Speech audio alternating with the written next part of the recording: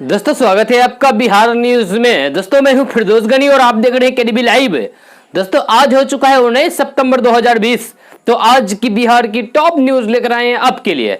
दोस्तों video start करने से पहले आपसे एक रिक्वेस्ट है, अगर आप नए आए इस चैनल पर तो चैनल को सब्सक्राइब करके बेल आइकन को भी प्रेस कर दीजिए और साथ में वीडियो को लाइक कीजिए, अपने दोस्तों के साथ शेयर भी कीजिए।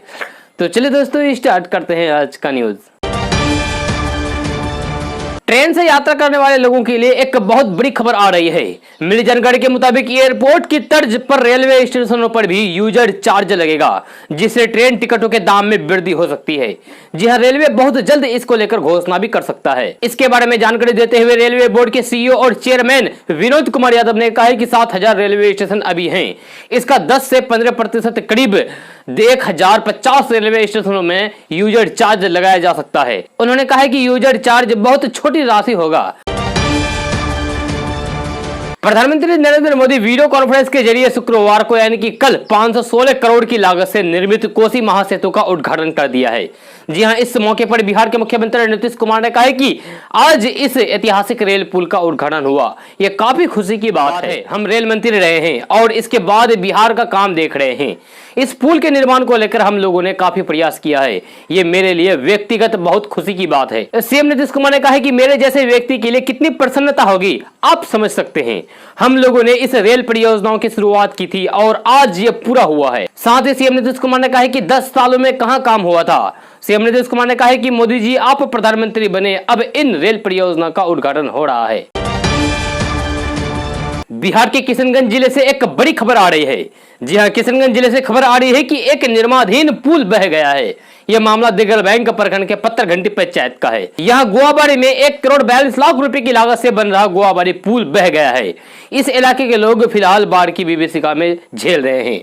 बताया जा रहा है कि पत्थरघट्टी के ग्वाल टोली के पास कनकई नदी का बहाव तेज हो गया है, जिसके कारण कच्ची सड़क तेजी से कटती गई। इस दौरान निर्माणाधीन पुल के अप्रोच पर चचरी बनाकर लोग आना जाना कर रहे थे। अब पुल के एक हिस्से के धंस जाने से उधर का पूरा इलाका टापू की शक्ल ले चुका है। 20 मीटर डायवर्सन को नहीं बांधने के कारण करोड़ों का नुकसान हो चुका है। यह पुल बनकर तैयार था। बिहार में फैक्ट्री की कमी के कारण लाखों लोगों का पलायन दूसरे स्टेट यानी कि दूसरे राज्य में होता है, जिससे लोगों को काफी परेशानियों का भी सामना करना पड़ता है। जहां इसी को देखते हुए यहां सरकारी स्तर पर फैक्ट्री खोला गया है ताकि लोगों को राज्य में ही रोजगार मिल सके। मिली जानकारी के मुताबिक बिहार के पूर्णिया में केला की रेशा बनाने की फैक्ट्री खोली गई है। इससे लोगों में काफी उत्साह का माहौल है, क्योंकि इस फैक्ट्री को लगने से लाखों लोगों को रोजगार मिल सकता है तथा लोगों की बेरोजगारी दूर हो सकती है। खबर के मुताबिक सरकार के औद्योगिक नव प्रवर्तन उद्योग नीति के तहत पूर्णिया के दमदहा प्रखंड के झाझा घाट में केला के बेकार पड़े थम से रेशा बनाने की 2 यूनिट लगाई गई है। इससे केला के किसानों को भी फायदा होगा और लोगों को रोजगार भी मिल सकेगा। आपको बता दूं कि बिहार सरकार राज्य में फैक्ट्री लगाने के लिए कई प्राइवेट कंपनियों से संपर्क में है। जी हां, जो पटना के बिहटा और मुजफ्फरपुर में फैक्ट्री लगाना चाहती है। बहुत जल्द ये कंपनियां भी बिहार में अपना फैक्ट्री खोल सकती है। दोस्तों अगर आप पटना में हैं और मास्क का उपयोग नहीं कर रहे हैं तो सावधान हो जाइए, क्योंकि पटना में एक बार फिर से मास्क चेकिंग अभियान की शुरुआत होने जा रही है। जी हां, पटना के डीएम कुमार रवि ने फिर से मास्क चेकिंग अभियान की शुरुआत करने का ऐलान कर दिया है। बिना मास्क के पकड़े जाने पर लोगों को जुर्माना भरना पड़ेगा। पटना के डीएम कुमार रवि विशेष टीम गठित करके चौक चौराहों, दुकानों, वाहनों, वेंडर जोन, मार्केट और अन्य भीड़ भाड़ वाले जगहों पर मास्क चेकिंग करने और दोषी के विरुद्ध दंडात्मक कार्रवाई करने का निर्देश दिया गया है।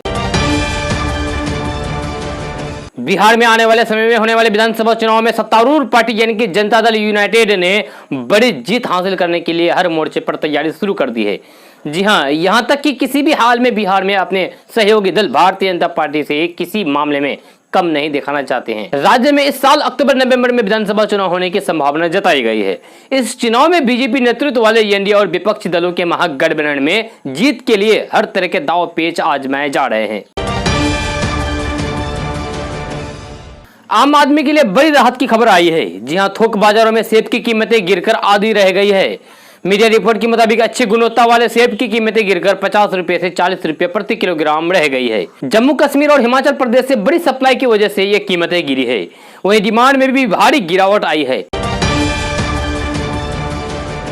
बिहार भू विभाग द्वारा मिली जानकारी के मुताबिक बिहार के गांव शहरों में कई तरह के सरकारी जमीन मौजूद हैं। उन जमीन पर कोई न कोई व्यक्ति कब्जा किए बैठा है। इस कब्जा को हटाने के लिए सरकार जमीन का सर्वे करा रही है। इस सर्वे के बाद सरकारी जमीन से अवैध कब्जा हटाने का काम शुरू हो जाएगा। मिली जानकारी के मुताबिक जमींदारी उन्मूलन के पूर्व जमींदारों ने अपने पास जो जोत की जमीन रखी है उसे बिहार सरकार का जमीन माना जाता है। अगर कोई व्यक्ति गैर मजरूआ जमीन का मालिक है तो गैर कानूनी है। जी हाँ, क्योंकि वो जमीन बिहार सरकार की है और यह जमीन सार्वजनिक है जिसका उपयोग सभी कर सकते हैं। जी हाँ, इसे सरकारी जमीन मानी जाती है। कैसरे हिंद की जमीन भी सरकारी जमीन होती है, लेकिन इस पर भारत सरकार का अधिकार होता है, बिहार सरकार का अधिकार नहीं होता है। जिन जमीन पर मेला या फिर हाट लगाया जाता है या फिर खाली रखा जाता है, इसकी बिक्री नहीं हो सकती है। ये जमीन लीज पर दी जाती है, इसे सरकारी जमीन माना जाता है। सरकार इन जमीन पर अवैध कब्जा किए लोगों को कभी भी हटा सकता है। इन जमीनों पर घर बनाना भी गैर कानूनी माना जाता है।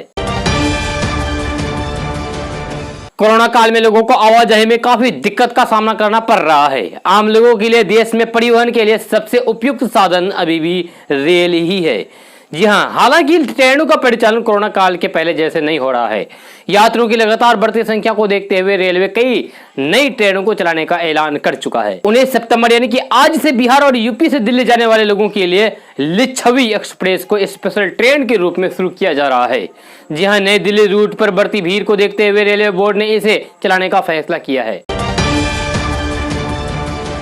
बिहार मदरसा बोर्ड से तालीम देने की आड़ में वोट की सियासत होती है और पैसों के वारे न्योड़े होते हैं। ये बात पूर्व में मदरसा शिक्षा से जुड़े लोगों की जमात ने ही खोलकर रख दी है। जिस तरीके से मदरसा तालीम से जुड़े लोगों ने मदरसा बोर्ड के चेयरमैन अब्दुल कयूम अंसारी को बोर्ड के रीजनल ऑफिस में जलील किया, उससे तालीम की आड़ में वोट की सियासत की बात खुलेआम हो चुकी है। अल्पसंख्यक बहुल इलाके में बोर्ड के चेयरमैन जदयू के पिछलग्गू बताए जा रहे हैं और काम के नाम पर उनके दौरे के महज वोट को बैंक तैयार करने का आरोप लग रहा है।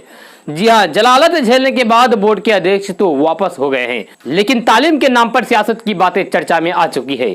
पुणे के मदरसा बोर्ड के क्षेत्रीय कार्यालय पहुंचे बिहार मदरसा बोर्ड के चेयरमैन अब्दुल कयूम अंसारी का लोगों ने जमकर विरोध किया। तो इसके पीछे की दो वजह खास थी। एक तो मदरसा तालीम के अंदर की गड़बड़ी और दूसरा जदयू के साथ मुस्लिम समाज को मदरसा तालीम के माध्यम से करीब लाने की सियासत पर नाराजगी का झलक जाना। उत्तर बिहार में रोमांचक संग्राम दिखेगा। महागठबंधन और खासकर राजद के सामने घर बचाने की चुनौती है, तो जेडीयू भाजपा के सामने 2010 के चुनाव के परिणाम को दोहराने की चुनौती होगी। जहां विधानसभा चुनाव 2020 में तिरहुत प्रमंडल के मुजफ्फरपुर, पूर्वी चंपारण, पश्चिमी चंपारण, सीतामढ़ी, शिवहर एवं वैशाली तथा दरभंगा प्रमंडल के दरभंगा, मधुबनी एवं सीतामढ़ी की कुल 79 सीटों पर रोमांचक मुकाबला होगा। विधानसभा चुनाव 2010 में जब एनडीए में भाजपा जेडीयू साथ था, जंग में भारी बढ़त मिली। एनडीए ने 68 सीटों पर कब्जा जमाते हुए तिरहुत मिथिलांचल को गढ़ बनाया। राजद को 8 सीटों पर संतोष करना पड़ा, उसके 48 प्रत्याशी हार गए। विधानसभा चुनाव 2015 में एनडीए से अलग होकर जेडीयू महागठबंधन में शामिल हो गया। तब महागठबंधन ने 52 सीटों पर कब्जा जमा लिया। जेडीयू के साथ आने पर राजद ने 28 सीटों के साथ बड़ी वापसी की। एनडीए के घर पर महागठबंधन का कब्जा हो गया। जदयू के 19 उम्मीदवार जीते, परंतु भाजपा के साथ वाला जेडीयू का सफलता ग्राफ लुढ़क गया। जी हाँ, महागठबंधन में शामिल होकर कांग्रेस ने 5 सीटों पर खाता खोला। अब गठबंधन की तस्वीर बदल चुकी है। जेडीयू फिर से एनडीए में शामिल हो गया है। मांझी का हम फिर से साथ हैं। रालोसपा अब राजद के साथ हैं। देखना दिलचस्प होगा कि महागठबंधन घर बचा पाता है या फिर एनडीए का डंका बजता है। बिहार में रहने वाले किसानों के लिए सरकार ने बड़ी घोषणा की है। मेरी जानकारी के मुताबिक बिहार में सभी किसानों को सही कीमत पर खाद मिलने की व्यवस्था की गई है। अगर कोई डीलर ज्यादा दाम में खाद बेचता है तो उन पर सख्त कार्रवाई की जाएगी। खबर के अनुसार राज्य में खाद की कालाबाजारी पर अंकुश लगाने के लिए कृषि विभाग ने सभी डीलरों को आदेश दिया है कि वे किसानों को डेबिट कार्ड और पे फोन, गूगल पे जैसे एप्लीकेशन से खाद खरीद का भुगतान ले सकेंगे। आपको बता दूं कि नए नियम के अनुसार डीलर ना तो दूसरे का आधार कार्ड पोस्ट मशीन में डाल सकते हैं और ना ही अधिक कीमत ले पाएंगे। ऑनलाइन भुगतान से ही ये पता चल जाएगा। इससे खाद की कालाबाजारी रुक जाएगी। किसान ऑनलाइन भुगतान करना चाहते हैं तो डीलर उसे मना नहीं कर सकते हैं और न ही कोई बहाना कर सकेंगे। नेपाल में रोजगार नहीं मिलने से नेपाली नागरिक एक बार फिर से भारत का रुख करने लगे हैं। बेरोजगारी के चलते हुए कोरोना के डर को भी दरकिनार कर रहे हैं। उत्तराखंड में बनबसा सीमा से प्रतिदिन नेपाली नागरिक रोजगार की तलाश में भारत में प्रवेश कर रहे हैं। पिछले 3 माह में 8,000 से अधिक नेपाली नागरिक भारत पहुंच चुके हैं। कोरोना महामारी के चलते हुए लॉकडाउन के बाद भारत में कार्य करने वाले नेपाली नागरिक बहुयात में स्वदेश लौटे थे। नेपाल में रोजगार नहीं होने के कारण उन्हें फिर से भारत की शरण लेने को विवश होना पड़ रहा है। नेपाली नागरिक भारत में विभिन्न निर्माण कार्य, बागानों, होटलों, चौकीदारी और घरों पर कार्य करने के लिए आते हैं। बिहार विधानसभा चुनाव को लेकर महागठबंधन में सीट शेयरिंग का मामला अभी भी अधर में लटका हुआ है, लेकिन कांग्रेस ने आंतरिक तौर पर अपनी तैयारियां जोर शोर से शुरू कर दी है। जी हां, पार्टी आलाकमान द्वारा हर जिले के लिए सभी प्रत्याशियों के नामों की सूची मांगी गई थी और नामों की सूची बिहार प्रदेश कांग्रेस प्रभारी शक्ति सिंह गोहिल तक पहुंच चुकी है। हर विधानसभा क्षेत्र से 3 से 5 नामों की सूची सौंपी गई है। इस बार कांग्रेस उन जगहों से भी चुनाव लड़ने की मांग रखी है जहां स्थानीय नेता जीत का दावा करते नजर आ रहे हैं। आयुष्मान भारत प्रधानमंत्री जन आरोग्य योजना के तहत बिहार में किसी निर्धारित पैकेज में शामिल नहीं होने वाले सर्जिकल पैकेज के अंतर्गत अब मरीज सूचीबद्ध अस्पताल में 5 लाख रुपए तक के खर्चे वाले ऑपरेशन करा सकेंगे। जी हां, पहले किसी पैकेज में शामिल नहीं होने वाले सर्जिकल पैकेज के तहत 1 लाख रुपए तक के ऑपरेशन कराने का ही प्रावधान था। इसके लिए विभाग से अनुमति दी जाती थी। स्वास्थ्य विभाग से मिली जानकारी के अनुसार ये प्रावधान हेल्थ बेनिफिट पैकेज 2.0 के तहत किए गए हैं। विभाग के द्वारा जारी सूचना के अनुसार इसे तत्काल प्रभाव से लागू कर दिया गया है। जानकारी के अनुसार हेल्थ बेनिफिट पैकेज 2.0 के अनुसार 867 पैकेजों के तहत इलाज की 1574 प्रक्रिया निर्धारित की गई है, जिनसे अधिक संख्या में निजी अस्पताल इस योजना से जुड़ सकेंगे। विभाग के अनुसार हेल्थ पैकेज बेनिफिट 2.0 के तहत 270 पैकेजों की दर में बढ़ोतरी की गई है और साथ ही 237 नए पैकेज शामिल किए गए हैं। जानकारी के अनुसार भारत में आयुष्मान योजना के तहत अब तक 2,07,000 मरीजों का इलाज किया जा चुका है। करीब 53,92,000 पात्र लाभार्थियों एवं करीब 25,02,000 परिवारों को गोल्डन कार्ड जारी किए जा चुके हैं। इन योजना के तहत राज्य में अब तक 837 अस्पताल जुड़े हैं। इनमें 569 सरकारी और 264 निजी अस्पताल शामिल है। इन अस्पतालों को अब तक 144 करोड़ रुपए से अधिक का भुगतान किया जा चुका है। अब तक देश भर में मानसून के प्रदर्शन पर गौर किया जाए तो औसत से 7% अधिक बारिश हो चुकी है। जहां दक्षिण भारत के क्षेत्र में औसतन से 28% अधिक बरसात दर्ज की गई है। मध्य भारत में 14% बरसात की अधिकता है, जबकि उत्तर पश्चिमी क्षेत्र में बीते 2 सप्ताह में यहां पर जितनी बरसात होनी थी, चाहे वो पंजाब हो, हरियाणा हो या दिल्ली, एनसीआर, जम्मू कश्मीर आदि क्षेत्र में 10 दिन से बरसात नहीं हुई है। पूर्वी तथा पूर्वोत्तर राज्य में बरसात का आंकड़ा सामान्य से 1% अधिक बना हुआ है। मौसम विभाग की माने तो इस बार मानसून तय समय से 10 दिन देरी से विदा होगा। 3 सितंबर तक मानसून प्रदेश को अलविदा कह सकता है। बिहार में होने वाले विधानसभा चुनाव के ठीक पहले सीट शेयरिंग को लेकर एलजेपी के तेवर तल्ख लगातार होते जा रहे हैं। इस कड़ी में पार्टी के पूर्व सांसद सूरजभान सिंह ने अपने सहयोगियों को गर्दन नहीं दबाने तक की नसीहत दे डाली है। बुधवार को दिल्ली में हुई बैठक के बाद सूरजभान सिंह ने प्रतिक्रिया देते हुए कहा कि अगर आप बिल्ली का भी गर्दन दबाएंगे तो उसका पलटवार भी काफी खतरनाक हो जाता है। उनका इशारा साफ तौर पर सीट शेयरिंग को लेकर अपने सहयोगियों की तरफ से बनाए जाने वाले दबाव को लेकर था। सूरजभान ने कहा है कि बिहार में हमारी 36 सीटें बनती है। 123 सीट पर जेडीयू बीजेपी के सिटिंग विधायक हैं, जबकि बाकी की बची 120 सीटों में से हमें पसंद की 20 सीटें चाहिए। भाजपा प्रवक्ता संबित पात्रा ने शुक्रवार को आरजेडी पर जमकर निशाना साधा है। राजधानी पटना में संबित पात्रा ने तेजस्वी यादव और तेज प्रताप यादव पर तंज कसते हुए कहा है कि लालटेन में ना तो तेज है और ना ही प्रताप, सिर्फ नाम ही है। वहीं भाजपा प्रवक्ता ने रघुवंश सिंह के दुनिया छोड़ने पर आरजेडी को दोषी ठहराया है। उन्होंने कहा है कि 1 लोटा पानी से आरजेडी का तर्पण होगा। आपको बता दें कि रघुवंश प्रसाद सिंह को लेकर तेज प्रताप यादव ने कहा था कि आरजेडी समुद्र है और 1 लोटा पानी कम भी हो जाएगा तो कोई फर्क नहीं पड़ेगा। प्रधानमंत्री नरेंद्र मोदी ने बिहार में एक पुल समेत 12 रेल परियोजनाओं का उद्घाटन किया है। इस दौरान एक संबोधन में पीएम मोदी ने कृषि बिल पर भी चर्चा की है। पीएम मोदी ने कहा है कि कुछ लोग बिचौलियों का साथ देना चाह रहे हैं। उन्होंने कहा है कि जितना काम किसानों के लिए कभी नहीं हुआ था वह इन 6 सालों में हुआ है। मौजूदा विधायकों का जिक्र करते हुए पीएम मोदी ने कहा है कि इससे किसान सभी बंधनों से मुक्त हो जाएगा और वह अपनी फसल खुद उगाकर अपनी कमाई बढ़ाएगा। कृषि बिल पर पीएम मोदी ने कहा है कि विश्वकर्मा के दिवस पर ये तीनों विधेयक लोकसभा में पास हो गए हैं। इन सुधारों से किसानों को अपनी उपज बेचने में और ज्यादा विकल्प मिलेगा और ज्यादा अवसर भी मिलेंगे। मैं देश भर के किसानों को इन विधेयकों में पारित होने पर बहुत बहुत बधाई देता हूँ। ये विधेयक किसानों और ग्राहकों को बिचौलियों से बचाने के लिए लाए गए हैं। 3 किलोमीटर नहर खोदने वाले लुंगी भुइया को एक अभियान का ब्रांड एम्बेसडर बनाया गया है। बिहार सरकार 30 वर्ष की कड़ी मेहनत के बाद 3 किलोमीटर तक नहर खोदने वाले गया जिला निवासी लुंगी भुइया को पर्यावरण संरक्षण के महत्वाकांक्षी जल जीवन हरियाली अभियान का ब्रांड एम्बेसडर बनाएंगी। गया जिले के बांके बाजार प्रखंड में कोठिला गांव के रहने वाले लुंगी भुइया ने 30 वर्ष तक कड़ी मेहनत करके 3 किलोमीटर तक नहर खोद डाली है। इस कार्य के लिए उन्हें लोग तरह तरह से सम्मानित कर रहे हैं, साथ ही उनकी प्रशंसा भी कर रहे हैं। बिहार के कृषि पशुपालन एवं मत्स्य संसाधन मंत्री डॉक्टर प्रेम कुमार ने भुइया के लोक कल्याणकारी कार्य को देखते हुए गुरुवार को कहा कि लुंगी भुइया के इस महान कार्य को देखते हुए उन्हें जल जीवन हरियाली अभियान का ब्रांड एम्बेसडर बनाया जाएगा। साथ ही सरकार उन्हें सम्मानित भी करेगी।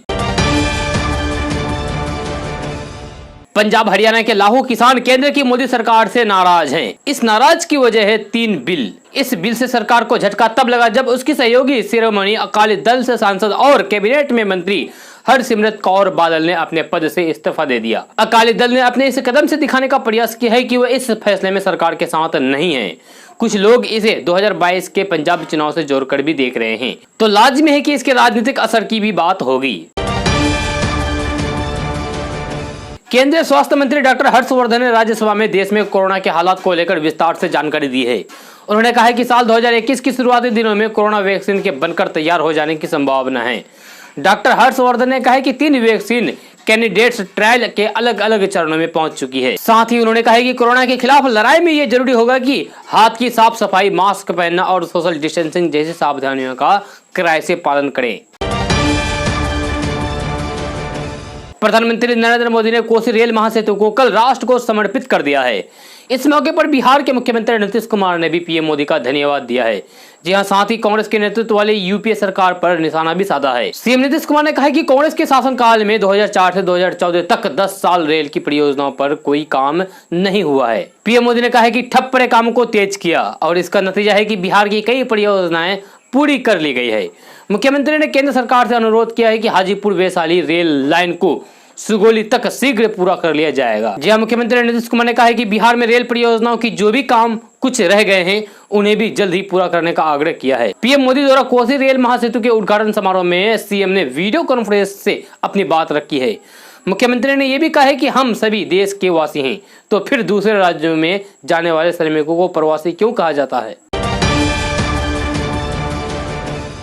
बिहार की सियासत के लिहाज से हाल के दिनों में घटनाक्रम पर गौर करें तो साफ है कि तेजस्वी यादव और चिराग पासवान एक ही एजेंडे का है।